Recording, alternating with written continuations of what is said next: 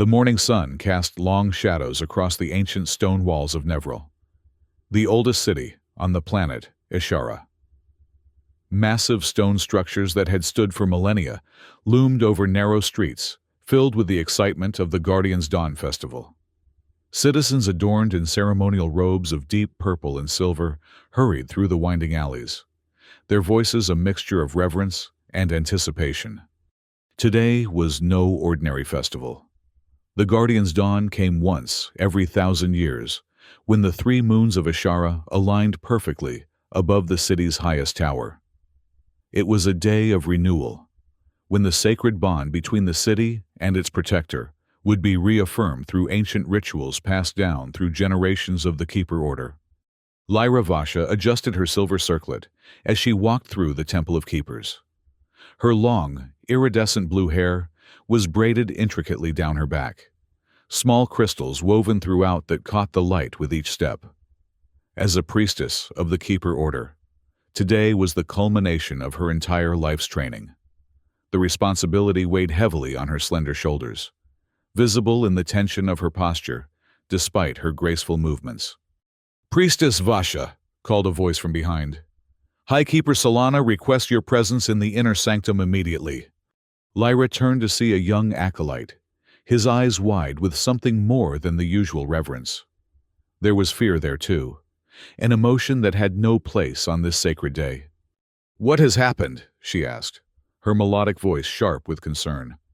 I cannot say, Priestess. The High Keeper insists on speaking with you directly." With a quick nod, Lyra hurried through the temple corridors, her ceremonial robes flowing behind her. Something was wrong. The inner sanctum was reserved for the most serious matters, and being summoned there on the day of the festival could only mean trouble. When she arrived, High Keeper Solana was standing beside the ancient viewing pool, her aged hands gripping the stone edge so tightly her knuckles had turned white. Her normally composed face was twisted with worry. "Lyra," she said, dispensing with formalities. "Something impossible has happened. Look." She gestured toward the viewing pool. The enchanted waters shifted and swirled, revealing an image that made Lyra's breath catch in her throat. There, on the sacred plateau where Zarun, the ancient dragon guardian of Nevril, was kept, stood a figure that clearly didn't belong, a human, of all creatures. Humans were rare visitors to Ishara, their presence barely tolerated due to ancient distrust. But what truly shocked Lyra wasn't just the human's presence in the forbidden area. It was what the human was doing. The tall, broad-shouldered man was standing casually beside Zarun, one hand resting on the massive dragon-scaled neck, and around the guardian's neck was a simple leather collar, the kind one might use for a common pet. The human was looking up at the dragon not with the terror any sane being would show, but with a kind of satisfied smile. "By the 3 moons," Lyra whispered. Has he tamed Zarun?" "Impossible," Solana hissed. "No one tames a guardian. The rituals of binding have taken our order thousands of years to perfect. This human simply walked in and put a collar on him, like he was some kind of household pet." Lyra stared at the image, unable to process what she was seeing. Zarun, the ancient dragon who had protected Nevril since its founding, whose fierce independence was legendary even among guardians, was standing docilely beside a human stranger, wearing what amounted to a leash. "Who is he?" she asked. "His ship crashed near the eastern ridge just before dawn," Solana explained, "rather than fleeing the Guardian's territory as any reasonable being would. He seems to have approached Zarun directly. The border guards were too afraid to intervene." "I'll handle this," Lyra said, her voice hardening with resolve. She had trained all her life for her role as keeper. She would not let some human interloper disrupt the sacred festival. "Be careful," Solana warned. "If he can command Zarun so easily, he may possess powers we don't understand." Lyra nodded and hurried from the temple, her mind racing. The citizens parted before her as she made her way through the crowded streets. News traveled fast in Neville, and whispers about the human and Zaroon were already spreading. She needed to contain this situation quickly. The path to the sacred plateau was normally restricted to members of the Keeper Order, but today, citizens had gathered at its base, pointing and murmuring as they stared upward. Lyra pushed through the crowd, her authority clearing a path. When she reached the ancient stone steps carved into the mountainside, she began to climb, her heart pounding with each step. At the top of the plateau, the scene was exactly as the viewing pool had shown. The human stood beside Zaroon, whose massive form dwarfed the man despite his considerable height. The dragon's scales shimmered with iridescent hues of green and gold in the morning light, and his enormous wings were folded calmly against his body. He looked content. It was disturbing. The human turned as Lyra approached. He had tousled dark hair and a face that might have been considered handsome by human standards, with strong features and eyes the color of the sky at twilight. He wore a flight suit of some kind, practical rather than ceremonial, with insignia Lyra didn't recognize. "Hey there," he called out casually, as if greeting an acquaintance rather than a high priestess approaching in obvious anger. "Nice place you've got here. The views are spectacular." Lyra stopped several paces away, her hand instinctively moving to the ceremonial dagger at her belt. Not that it would do much against a dragon, but the weight of it was reassuring. "Who are you?" she demanded. "And what have you done to our guardian?" The man smiled, a disarmingly genuine expression. "Name's Orion Blake, pilot. And I haven't done anything to your dragon except make friends." "Right, buddy." He patted Zaroon's neck, and to Lyra's utter astonishment, the dragon made a rumbling sound that could only be described as pleased. "This is impossible," she said. "Zaroon answers only to the Keeper Order, and only through sacred rituals that have been refined over thousands of years. You cannot simply put a collar on him and call him buddy." Orion shrugged. "Yeah, about that. Found him when I was looking for parts to repair my ship. He seemed pretty interested in my emergency rations. Turns out dragons like beef jerky. Who knew?" He gestured to the leather band around Zaroon's neck. "The collar was just a precaution. Didn't expect him to actually let me put it on." Lyra felt her temper rising. This human was treating their most sacred traditions, their very way of life, as if it were some kind of joke. "Remove that collar immediately," she ordered. "Zaroon is not a pet. He is the guardian of Neville, protector of our city for millennia.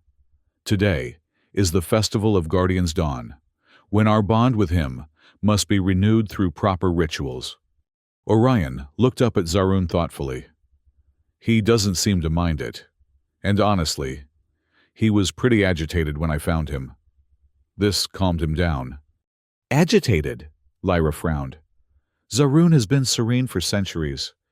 "Well, he was definitely worked up about something when I got here, pacing, growling at the sky. That's why I approached cautiously." Orion reached up and scratched under the dragon's chin, eliciting another rumble of pleasure. "He settled down after we got acquainted." Before Lyra could respond, a commotion from the base of the plateau drew her attention. A large group of citizens was climbing the steps, led by several members of the city council.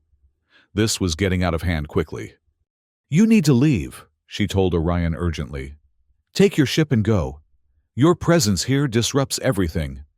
"Love to," he replied. "But my ship's not exactly flight-worthy at the moment. Engines damaged.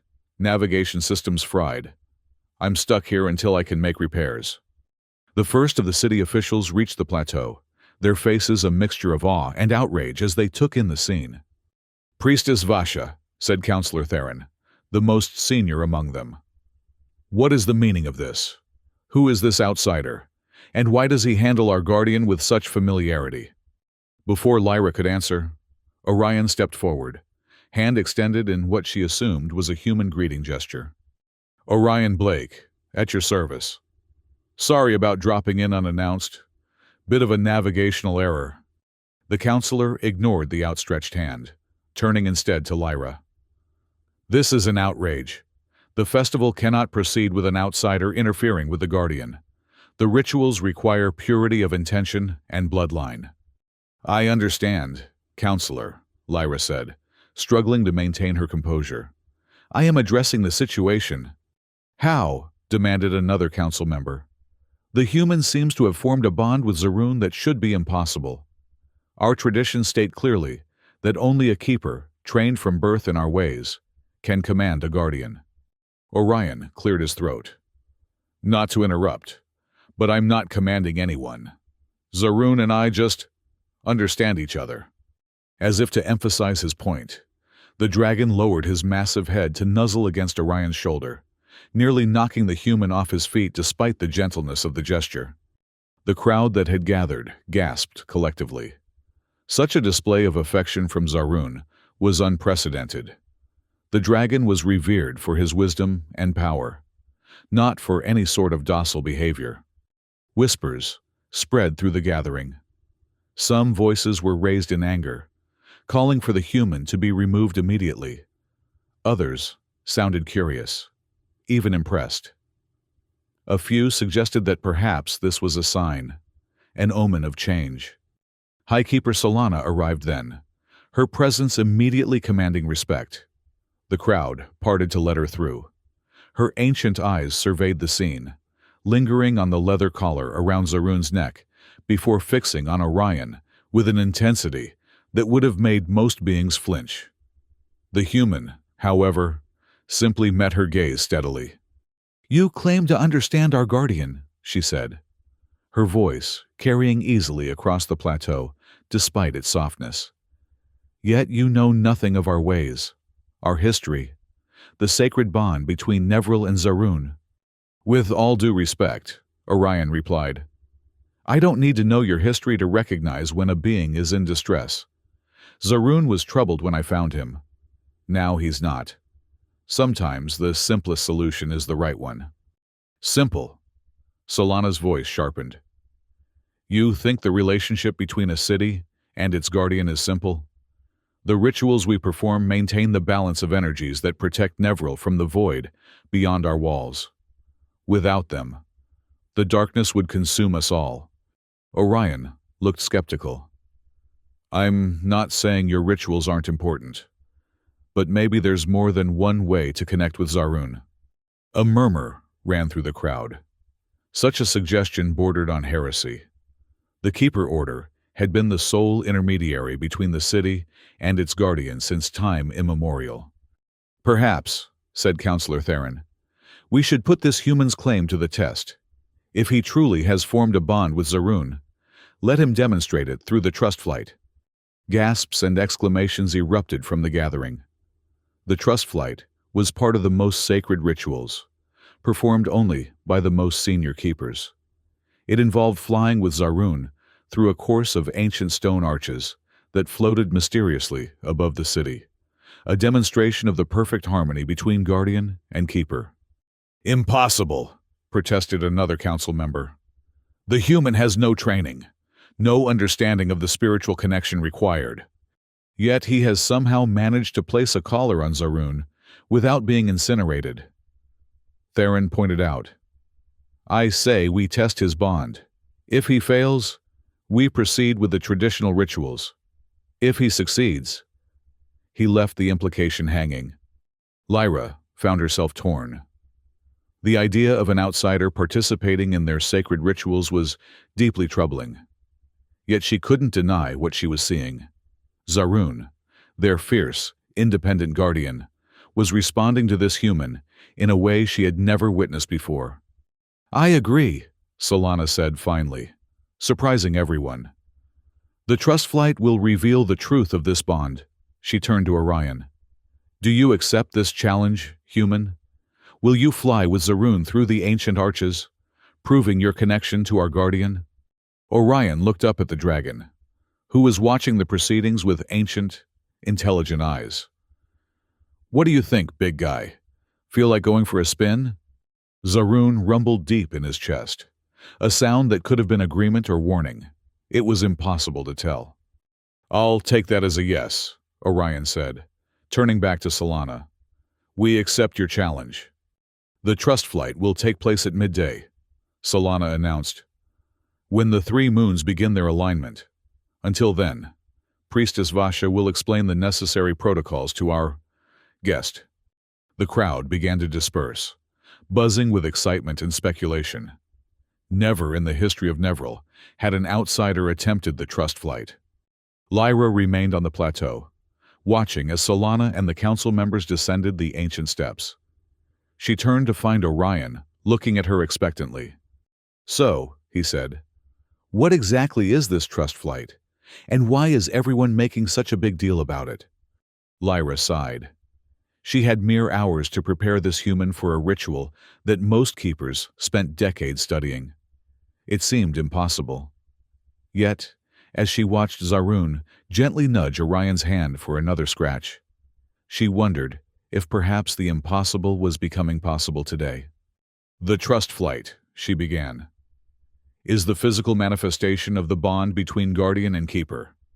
It requires complete harmony of spirit, absolute trust on both sides. The floating arches you will fly through are ancient artifacts, created from the same material as the walls that protect our city from the void. They respond to the energy created by a true bond." Orion nodded thoughtfully. "And if we don't have this true bond? Then the arches will not activate properly. In the best case, you simply won't be able to complete the course. In the worst case..." She hesitated. "Let me guess. Fiery death? Plummeting to the ground? Some kind of magical disintegration?" "Something like that," she admitted. "Great," he muttered. "No pressure, then." Despite herself, Lyra felt a smile tugging at her lips.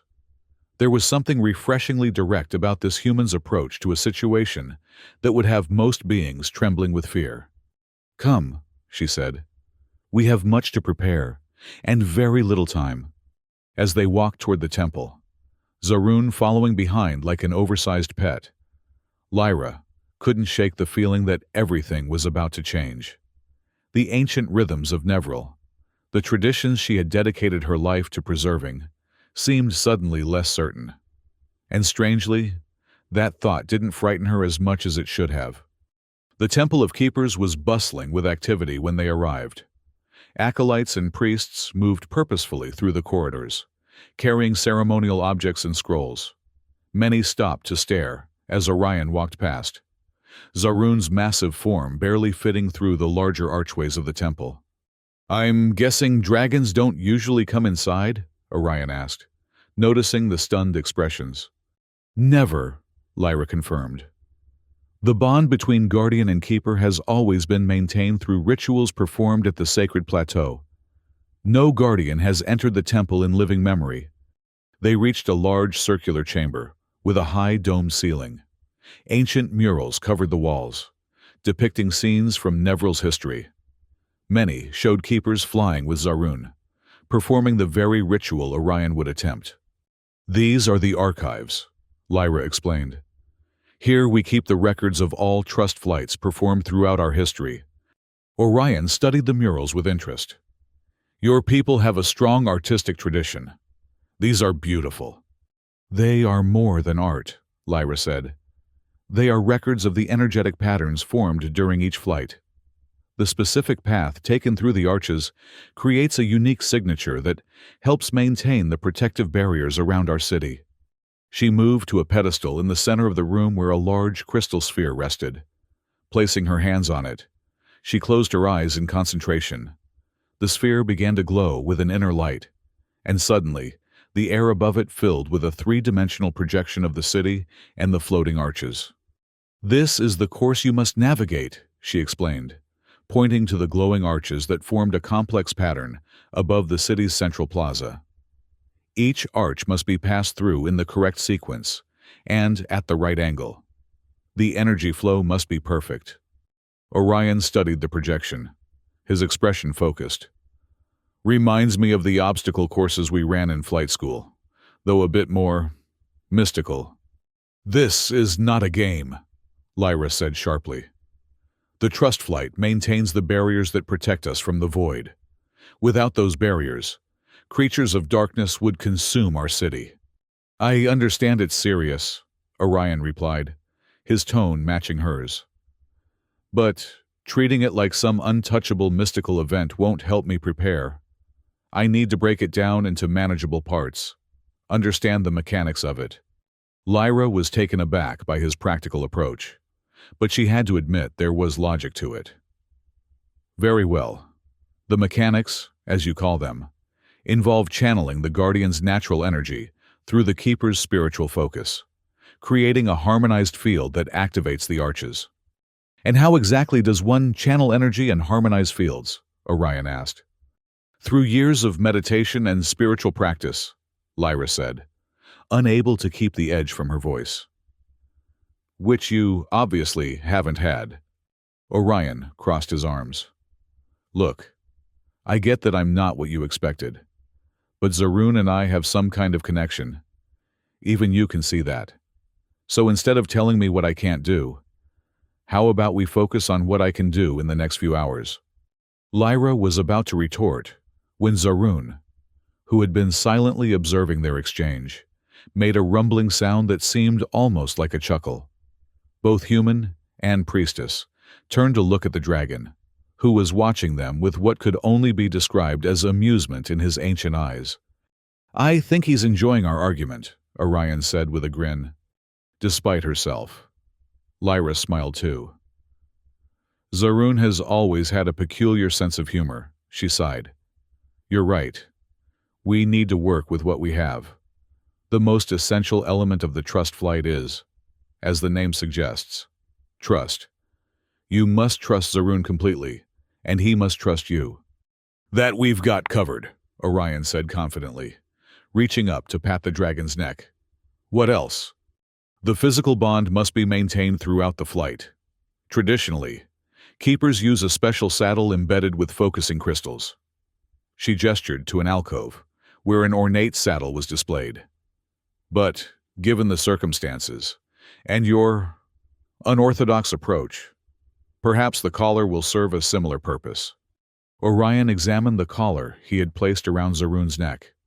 It was a simple thing, made of sturdy leather with a metal buckle.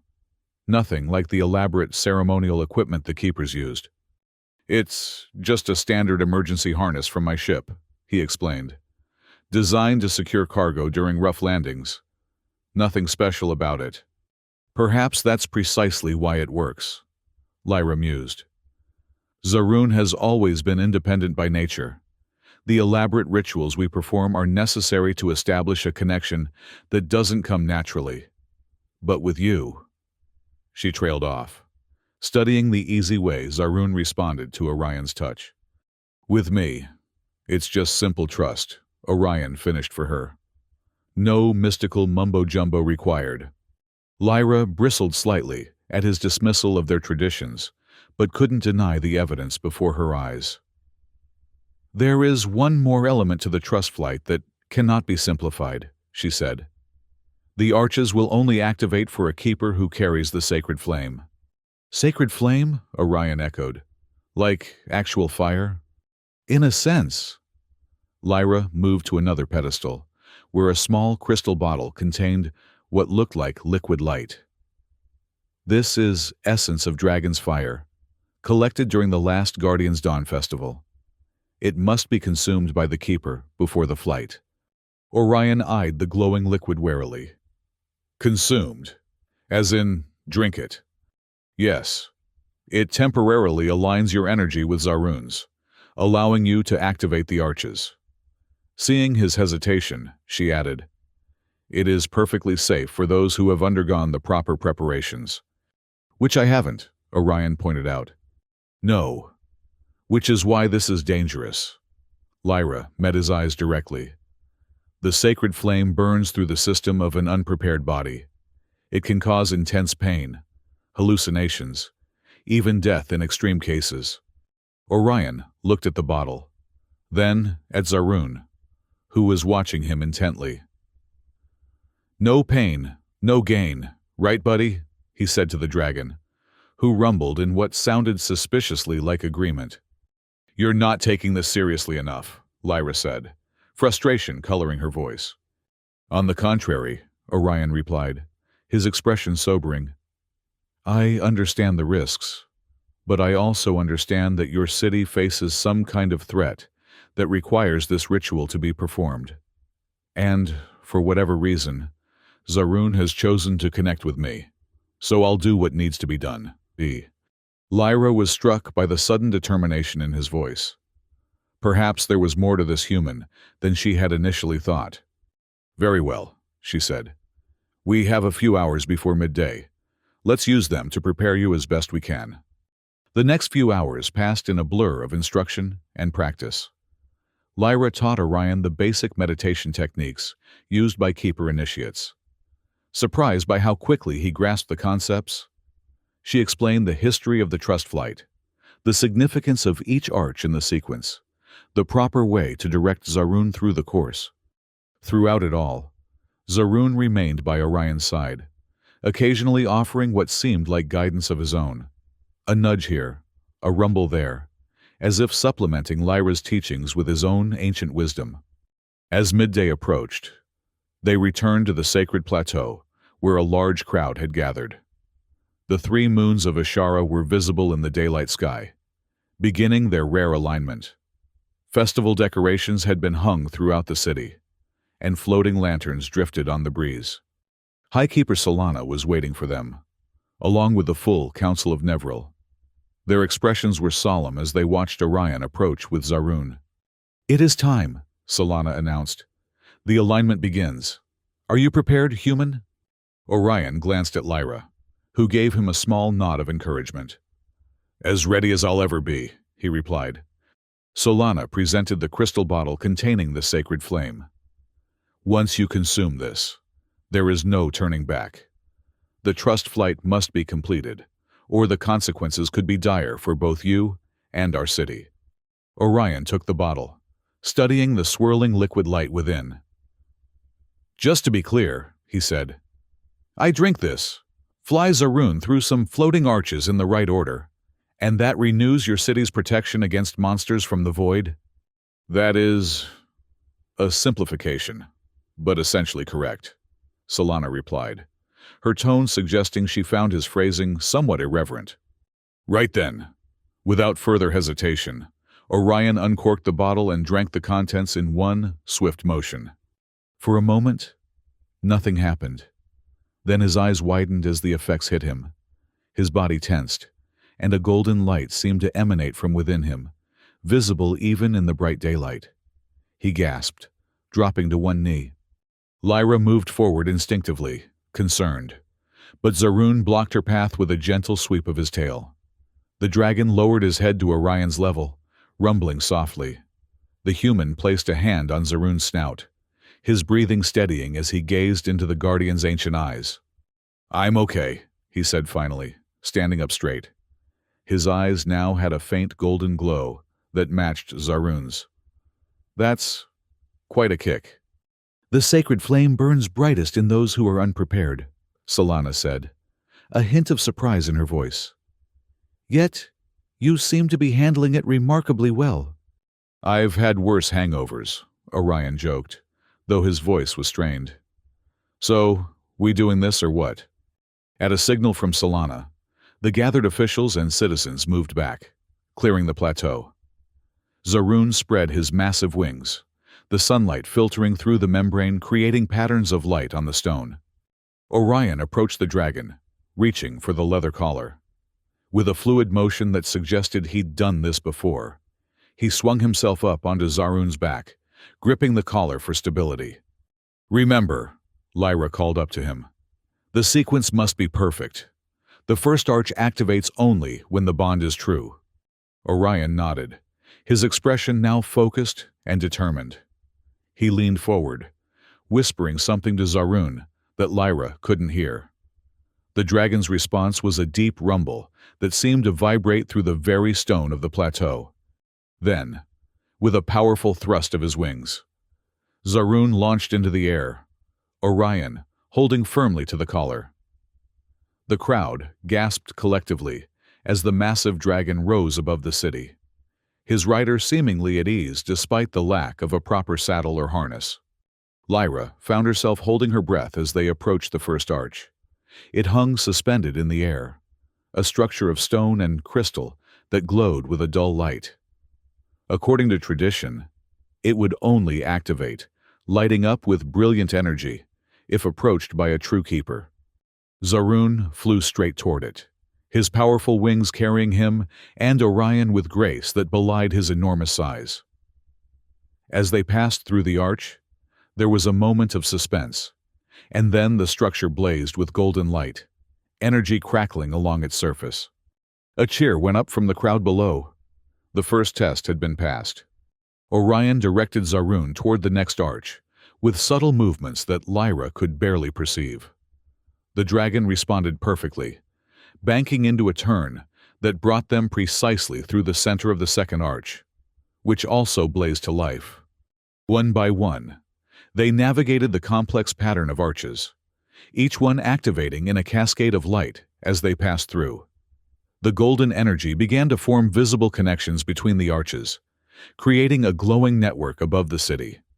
"He's doing it," whispered someone in the crowd. "The human is actually completing the trust flight." Lyra watched in amazement. Orion's technique was unlike anything she had seen before, where traditional keepers performed elaborate gestures to direct their guardians, maintaining rigid posture and formal positioning. Orion moved with Zaroon in perfect harmony, his body seeming to anticipate the dragon's movements before they happened. It was like watching a dance between two beings who instinctively understood each other. As they approached the final and most challenging arch, positioned vertically so that dragon and rider would have to execute a precise roll to pass through it correctly, Lyra found herself silently urging them on. This maneuver had caused many keepers to fail in the past, requiring perfect synchronization. Zaroon approached at high speed, and at the last possible moment, he rolled sideways, his massive body rotating with surprising agility. Orion moved with him perfectly, never losing his grip or his position. They passed through the arch upside down, and it erupted with the brightest light yet. The network of energy connecting all the arches pulsed once, twice, and then sent a beam of concentrated light straight up into the sky, where the three moons were now almost perfectly aligned. The beam struck the point where the moon's light converged, creating a spectacular display of color and energy that washed over the entire city. The barriers around Nevril, normally invisible, briefly became visible as a shimmering dome of translucent energy. The crowd erupted in cheers and applause as Zaroon circled back toward the sacred plateau, the trust flight successfully completed. As the dragon landed, Orion slid from his back, his legs buckling slightly when he hit the ground. The golden glow in his eyes was fading, but there was a wide grin on his face. "Now that," he said breathlessly, "was flying." Lyra approached him, unable to keep the amazement from her expression. "That was unlike any trust flight I've ever witnessed. Your connection with Zaroon is extraordinary." "Told you we understood each other," Orion replied, patting the dragon's neck affectionately. Highkeeper Solana approached, her ancient face inscrutable. "The trust flight has been completed successfully," she announced formally. "The barriers are renewed. Nevril is protected for another cycle." The council members and gathered citizens cheered again, though Lyra noticed some of the more traditional members looked somewhat conflicted about an outsider's success. "However," Solana continued, raising her hand for silence, "this unorthodox bond raises many questions. The Keeper Order has always maintained that only those trained in our ways, those of our bloodline, could form a true connection with a guardian. Yet here we stand, witness to something that challenges thousands of years of tradition." Orion straightened up, meeting her gaze directly. "With all due respect, maybe your traditions needed a little shaking up.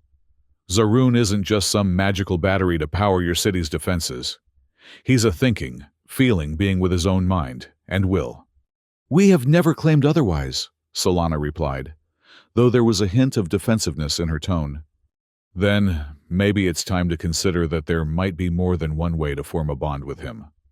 Orion suggested. Your rituals work. I'm not denying that. But so does simple trust and respect. Before Solana could respond, a tremor ran through the ground beneath their feet. It was subtle at first, then grew in intensity until people were struggling to keep their balance. Zaroon raised his head sharply, a low growl emanating from deep in his chest. "What's happening?" Orion asked, looking to Lyra. Her face had gone pale. "Something is wrong. The barriers should be at full strength after the trust flight." Another tremor, stronger than the first, shook the plateau. In the distance, where the great wall surrounding Nevril met the mountainside, a sound like cracking stone echoed across the city. "Impossible," whispered Solana. "The barriers cannot fail after a successful flight." Zaroon suddenly reared up, spreading his wings and letting out a roar that seemed to shake the very air. His eyes were fixed on the distant wall, a fierceness in them that Lyra had never seen before. "I think your dragon disagrees," Orion said grimly. "What's beyond that wall that has him so worked up?" "The void," Lyra replied, fear evident in her voice. "The endless darkness from which the voidlings emerge, creatures of shadow that seek to consume all light and life. Our barriers have kept them at bay for millennia." As if in response to her words, a section of the distant wall suddenly crumbled, black smoke pouring through the breach like living darkness. Even from this distance, they could see shapes moving within the smoke, twisted, writhing forms that seemed to absorb the light around them. "Voidlings!" gasped a council member. "The barriers have failed." Panic began to spread through the crowd. People ran in all directions, screaming as more sections of the wall began to crumble. "This makes no sense," Lyra said, her mind racing. The trust flight was completed perfectly. The barriers should be stronger than ever. Orion was watching the spreading darkness with a tactician's eye. "Could something have changed? Something your traditional rituals didn't account for?" Solana, who had been momentarily frozen with shock, seemed to come to a decision. "The Keeper Order must gather in the inner sanctum. We must consult the ancient texts for guidance." "With all due respect, High Keeper," Orion said firmly. "While you're consulting texts, those things are going to overrun your city. You need action, not research." Zaroon rumbled in agreement, lowering his head to Orion's level. The human placed a hand on the dragon's snout, and something seemed to pass between them, an understanding that transcended words. "He wants to fight," Orion said simply. "He's the guardian, right? So let him guard." "It's not that simple," Lyra protested. "The voidlings are countless. Even Zaroon cannot defeat them all. The barriers are our only true protection." "Then we need to restore the barriers," Orion replied. "What powers them? There must be some source, some focal point." Lyra hesitated, then made a decision. The heart of Nevril, an ancient crystal deep within the mountain beneath the city. It channels the energy from the trust flight into the barriers. "And where is this heart?" "Beneath the temple, in a chamber that only the High Keeper may enter." Orion turned to Solana. "Is that true? Can you access this heart?" The ancient woman nodded slowly. "I can, but I cannot repair it if it has been damaged. That knowledge has been lost to time." "Then we need a new approach," Orion said decisively. He turned to Zaroon. "What do you think, big guy? Got any ideas?" To everyone's astonishment, the dragon responded with a series of rumbles and growls that seemed almost like language. Orion listened intently, nodding occasionally as if he understood perfectly. "He says the voidlings are being drawn by something," Orion translated. "Something new that wasn't there before. A breach in the void itself, not just in your wall." "How can you possibly understand what he's saying?" demanded a council member. Orion shrugged. "I just can Ever since I drank that glowing stuff, it's like I can hear his thoughts. Lyra's eyes widened. The sacred flame. It's created a deeper connection than we anticipated. Whatever it is, it's useful right now, Orion said. Zaroon says we need to find this breach and close it. That's the only way to stop the voidlings permanently. And where is this breach? Solana asked, skepticism evident in her tone. Zaroon growled again, and Orion's expression grew grim. In the Deadlands, beyond the eastern ridge, where my ship crashed. Understanding dawned on Lyra's face. Your arrival, the crash. It must have somehow torn a hole between our world and the void. Which means this is my mess to clean up, Orion said firmly. He turned to Zaroon. You up for another flight, buddy? A bit more dangerous this time. The dragon lowered his body in clear invitation. Orion moved to mount, then paused, looking back at Lyra. Coming. She blinked in surprise. Me? Zaroon thinks we need a keeper's knowledge as well as whatever weird connection he and I have. Something about combining traditions with innovation. He extended his hand to her. What do you say? Want to help save your city? Lyra hesitated only briefly before taking his hand. The Keeper Order has always protected Nevril. I will not fail in that duty now. With Orion's help, she climbed onto Zaroon's back, settling behind him. The dragon's scales were warm beneath her, vibrating slightly with his internal fire. High Keeper, Lyra called to Solana. Gather the order. Reinforce the barriers from within if you can. We will address the source of the breach. Solana nodded gravely. May the three moons guide you.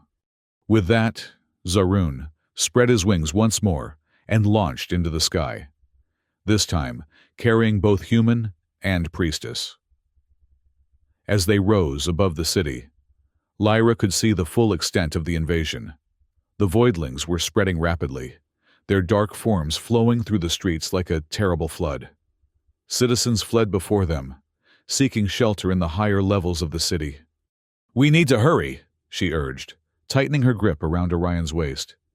Zaroon's already on it, he replied, as the dragon banked sharply, heading toward the eastern ridge with powerful wing strokes. He knows exactly where we need to go. As they flew over the wall, or what remained of it, Lyra got her first clear view of the voidlings. They were nightmare creatures, their bodies seemingly composed of living shadow, with glowing purple eyes that burned with malevolent intelligence. Some were small, scurrying like insects, while others towered over buildings, their forms constantly shifting and changing.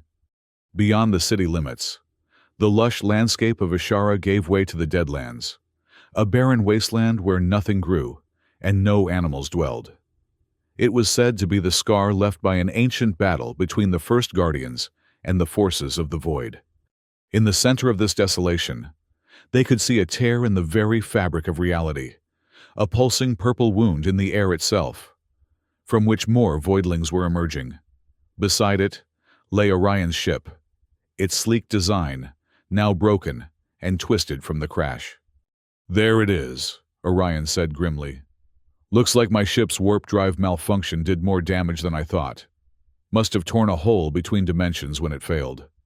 How do we close it? Lyra asked, eyeing the breach warily as Zaroon circled above it. In theory, a controlled energy discharge of the right frequency should seal it, Orion replied. But I don't exactly have the equipment for that handy. Zaroon rumbled beneath them, and Orion listened intently. Zaroon says he might have a solution. Something about dragonfire and keeper magic combining. Lyra's mind raced through her years of training. The ancient texts speak of a time before the barriers, when keepers and guardians fought the void directly. They describe a ritual called the flame binding. Let me guess, Orion said. Another complicated ceremony that takes years to master. Actually, no, Lyra replied, surprising herself with the realization. It's one of the simplest rituals in our tradition, a direct channeling of the Guardian's fire through the Keeper's spiritual focus. But it requires complete trust and harmony between the two. Well, we've got that covered, Orion said confidently. What do we need to do? We need to get closer to the breach. Zaroon must summon his deepest fire, not the flame he uses in combat, but the eternal flame at his core. I will channel it through the focusing crystal in my circlet. She touched the silver band around her forehead. But I don't know what your role would be. This ritual was designed for a guardian and keeper. I think I've got that covered too, Orion said, the golden glow returning to his eyes. The sacred flame is still inside me. I can feel it. As if in response to his words, the tear in reality pulsed violently, and a massive shape began to emerge from it, far larger than any of the voidlings they had seen so far. It was a writhing mass of darkness that gradually took a more defined form. A massive, draconic shape composed entirely of shadow, with eyes like burning amethysts. "What is that?" Orion asked, tension evident in his voice. "The Voidling Queen," Lyra whispered in horror. "She has never fully manifested in our world before. The barriers have always prevented it." The shadow dragon roared, the sound sending chills down Lyra's spine. It was a perversion of Zaroon's majestic cry, filled with hunger and hatred. Zaroon answered with a roar of his own, a challenge that echoed across the Deadlands. "I think diplomatic solutions are off the table," Orion muttered. "What's the plan?" "We need to get to the breach itself," Lyra said. "Directly above it. The flame binding must be performed at the source. Right into the jaws of that thing. Great." Despite his words, there was no hesitation in Orion's posture. "Zaroon, you heard the lady. Let's do this." The Guardian needed no further encouragement. With a powerful thrust of his wings, he dove toward the breach, narrowly avoiding a blast of shadow energy from the Voidling Queen. She gave chase immediately, her massive form moving with unnatural speed. "When we reach the breach," Lyra shouted over the wind, "we must all act in perfect unison. Zaroon will summon his core flame. I will channel it through my crystal. And you." "I'll provide the connection," Orion finished for her. "The bridge between your traditions and something new." As they approached the breach, the Voidling Queen gained on them, her jaws opening impossibly wide. Zaroon executed a perfect barrel roll, avoiding another attack while maintaining his course directly toward the tear in reality. "Now!" Lyra cried, as they positioned themselves above the pulsing wound. Zaroon threw back his head and summoned his fire. But this was unlike any dragon fire Lyra had seen before. Instead of the usual orange-red flames, this was a pure golden light that seemed to emanate from within him, pouring from his mouth in a concentrated beam. Lyra raised her hands to her circlet, which began to glow in response to the dragon's fire. She spoke words in an ancient language, feeling the power flow through her, amplified by the crystal's properties.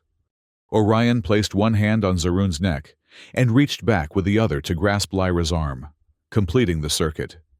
The sacred flame within him responded, golden light emanating from his skin to join with Zaroon's fire and Lyra's focused magic.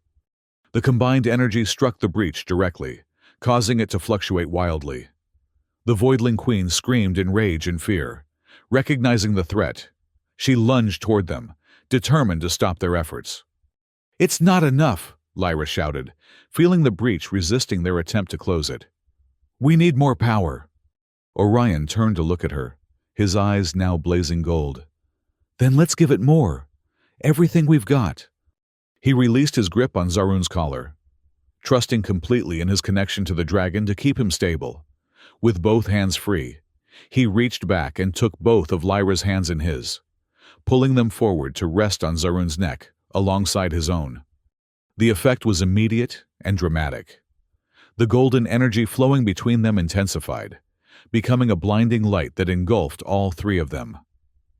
Lyra felt Orion's determination, Zaroon's ancient power, and her own knowledge merging into something entirely new. A perfect synthesis of tradition and innovation, of instinctive trust and learned wisdom. The beam of combined energy striking the breach changed from gold to a pure white light that was almost painful to look at. The tear began to shrink, its edges drawing together as the energy forced it closed. The Voidling Queen, realizing her gateway was disappearing, made one final, desperate attack. She lunged directly at them, jaws wide to engulf them all. But as she reached them, the breach collapsed completely, with a thunderous boom that sent a shockwave across the Deadlands. Cut off from her source of power, the Voidling Queen's form began to dissipate, breaking apart into wisps of shadow that were quickly consumed by the residual energy from their ritual. Her final scream faded into nothingness as she and all her lesser voidlings were banished back to the void. The shockwave hit Zaruun with tremendous force, sending them tumbling through the air. Orion grabbed the collar with one hand and Lyra with the other, holding them together as the dragon fought to regain control of their flight. After several harrowing moments, Zaruun stabilized, spreading his wings wide to catch an updraft. All three of them were breathing heavily, the golden glow fading from Orion and Zaruun's eyes as the immediate danger passed. Did we do it?" Orion asked, looking back at the spot where the breach had been. There was nothing there now but empty air above the wreckage of his ship. "Yes," Lyra confirmed, her voice filled with wonder. "The breach is sealed. The voidlings are gone." She stared at her hands, still tingling with the power that had flowed through them. "What we did, it shouldn't have been possible. The flame-binding ritual was never that powerful in the ancient texts." "Maybe the texts didn't account for a three-way bond," Orion suggested. "You, me, and Zaruun together created something new." The dragon rumbled in agreement, turning his massive head to regard them both with ancient, knowing eyes. "We should return to the city," Lyra said. "They need to know what happened." Zaruun banked gently, heading back toward Nevril. As they approached, they could see that the damage from the Voidling invasion was substantial. Parts of the wall were completely destroyed, and several buildings had collapsed. But the people were already emerging from their shelters, beginning the process of rebuilding. They landed on the sacred plateau, where Highkeeper Solana and the council were waiting anxiously. A cheer went up from the gathered crowd as they saw Zaruun return with his riders intact. "The breach is sealed," Lyra announced as she and Orion dismounted. "The Voidling Queen has been banished back to the void." "How?" Solana asked, her ancient eyes wide with disbelief. "Such a feat has never been accomplished in all our history." Orion stepped forward. "We combined your traditions with something new. The flame-binding ritual, but with 3 participants instead of 2. Zaruun's power, Lyra's knowledge, and whatever weird connection I seem to have formed with both of them." Solana studied them thoughtfully. "Perhaps this is what the ancient prophecies meant by the Trinity of Flame. We always assumed it referred to the 3 moons. But—" She trailed off, her gaze moving between human, priestess, and dragon. "What matters is that Nevril is safe," Lyra said. "The barriers can be rebuilt, stronger than before, using what we've learned." "And what have we learned?" Priestess Vasha asked Counselor Theron, his tone suggesting he wasn't entirely comfortable with these new developments. Lyra straightened her shoulders. "That tradition has value, but so does innovation. That the bond between Guardian and Keeper can take many forms, and that perhaps we have been too rigid in our understanding of the ancient ways." Murmurs ran through the gathered crowd, some agreeing, others clearly uncertain about such a radical suggestion. "The trust flight was completed successfully," Solana said, addressing the council and citizens.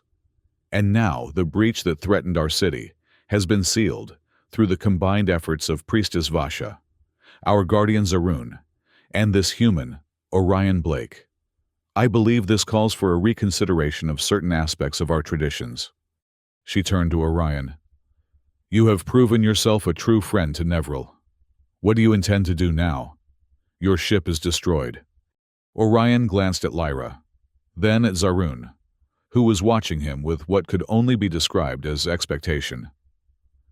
"Well, I'm stuck here for the foreseeable future, and it seems Zaroon and I have formed a bond that neither of us expected. If you'll have me, I'd like to stay and learn more about your ways and perhaps contribute some ideas of my own." Solana nodded slowly. The Keeper Order has never admitted an outsider before, but these are unprecedented times. She looked to Lyra. "Priestess Vasha, you have worked most closely with him. What say you to his request?" Lyra met Orion's gaze, seeing the sincerity in his eyes. She thought of how they had worked together, how their different approaches had complemented each other in ways she never would have imagined possible. "I believe," she said carefully, "that Orion Blake has already proven himself worthy of the title Keeper of Zaroon, not through birth or traditional training, but through the most important quality a keeper can possess: the ability to form a true bond with a guardian based on mutual respect and trust." She turned to the council. "I propose a new position within our order, Keeper of Harmony, responsible for bridging our ancient traditions with new insights and approaches. And I nominate Orion Blake as the first to hold this title." The council members exchanged glances, some nodding in approval, others looking hesitant. Finally, Solana spoke. "This is a significant departure from our ways. Yet, the events of today have shown us that perhaps such a departure is necessary." She turned to the gathered citizens. "What say the people of Nevril? Shall we welcome this human as Keeper of Harmony?" A roar of approval went up from the crowd, drowning out the few voices of dissent.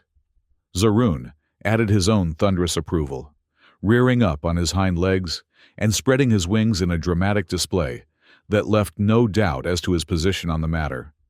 "Very well," Solana said, a small smile playing at the corners of her ancient lips. "Orion Blake, kneel before the Keeper Order." Orion knelt on the stone of the sacred plateau. Solana placed her hands on his head, speaking words in the ancient language of Ashara. When she finished, she removed her hands and stepped back.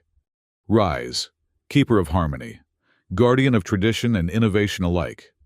Orion stood, a sense of solemnity about him that Lyra hadn't seen before. He turned to Zaroon, placing a hand on the dragon's neck where the simple leather collar still rested. "I think," he said quietly, "this can come off now. We don't need it anymore." He unbuckled the collar, removing it from Zaroon's neck. The dragon rumbled softly, nudging Orion's shoulder in what was clearly a gesture of affection. "The Festival of Guardians' Dawn will continue," Solana announced to the citizens, "but with a new celebration added, the Harmony Ceremony, commemorating the day when tradition and innovation joined together to save our city." As the crowd dispersed to prepare for the continued festivities, Lyra approached Orion.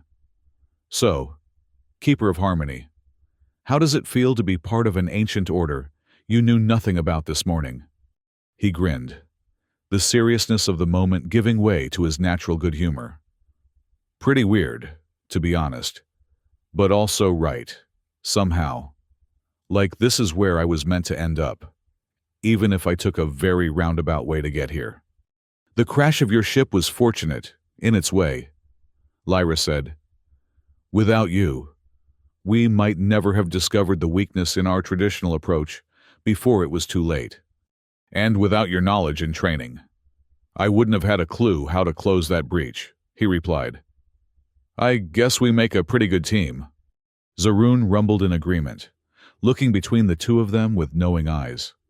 "He seems to think so too," Lyra said with a smile. "Though I suspect he knew what he was doing all along when he let you put that collar on him." "You think he planned this?" Orion asked, surprised.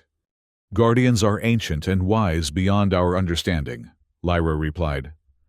"Who knows what Zaroon sensed when your ship crashed near his territory? Perhaps he recognized something in you that complemented something in me. Two halves of a whole that would be needed to face the coming threat." Orion considered this, looking up at the dragon thoughtfully.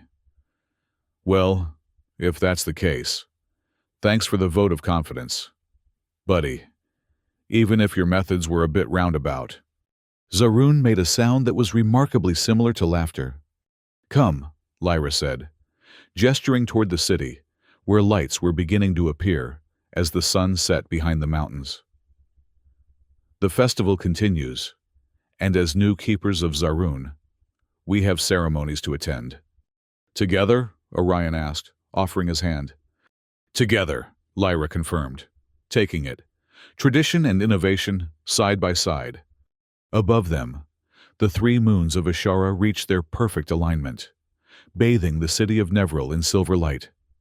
And for the first time in thousands of years, the ancient walls that surrounded the city were being rebuilt not just with traditional methods, but with new techniques and materials suggested by their newest keeper. The changes would not come easily, or without resistance. Many in the keeper order would cling to the old ways, uncomfortable with the rapid evolution of their traditions. But as Lyra and Orion walked together toward the festival lights, Zaroon following behind with measured steps, they knew that Nevril had entered a new era, one where the wisdom of the past and the promise of the future could exist in harmony.